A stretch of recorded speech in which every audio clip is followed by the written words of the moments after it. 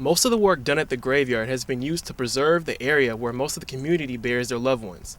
But with vandalism and the overgrowth of trees and shrubs, volunteers are needed to keep up the work. With the completion of the new track at Chadwick Lake, Mississippi State students and the Starkville community have a new place to exercise.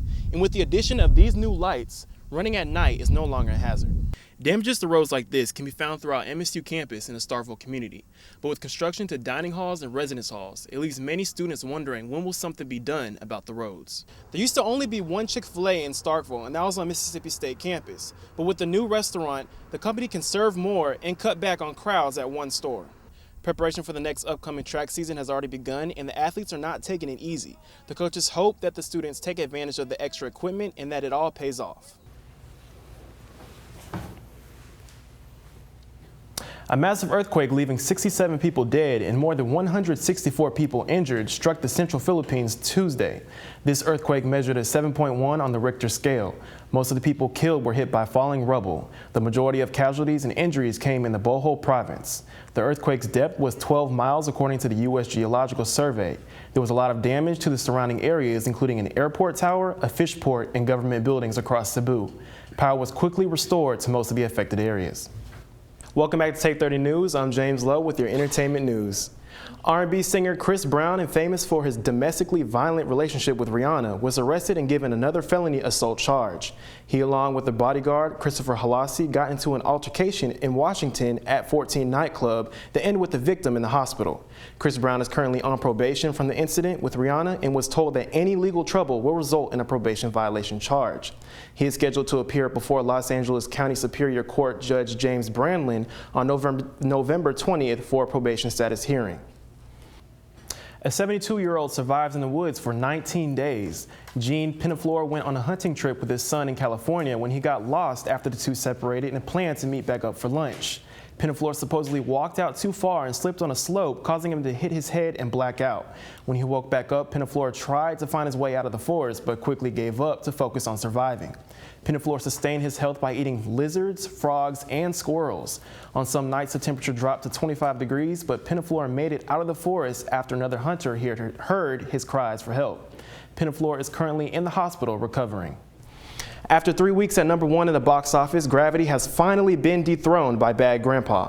Earning $32 million in its debut weekend, Bad Grandpa stars Johnny Knoxville as an 86-year-old grandpa traveling across the country with his 8-year-old grandson.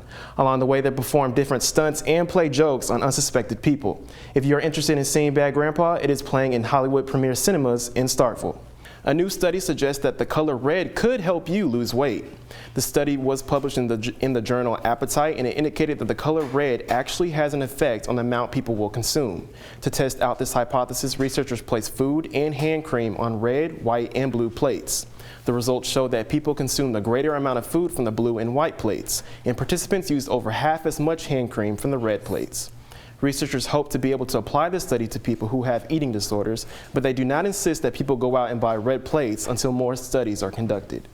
Professor Todd Zwicky came to Mississippi State Friday to discuss with students what consumer credit is and the dangers that come with it.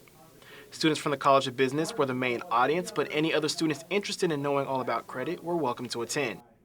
Zwicky went over common topics and misinterpretations that students may face when it comes to understanding even the fine print of consumer credit. Don't live beyond your means every single month. Think about what your long-term budget goals are. Think about what your long-term financial goals are. And it's never too early to start planning your long-term financial future. Zwicky started the lecture by going over the change in trends, such as how many people own a credit card, and also went over some areas that left some confused.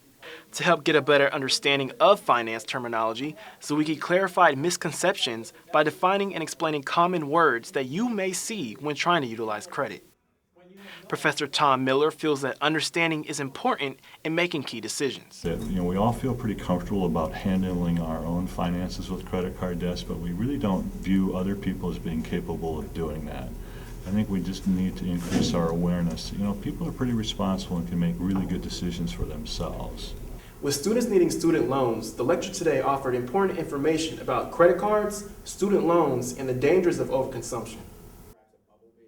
Students like Brian Farrell took advantage of the open discussion to ask questions related to student life.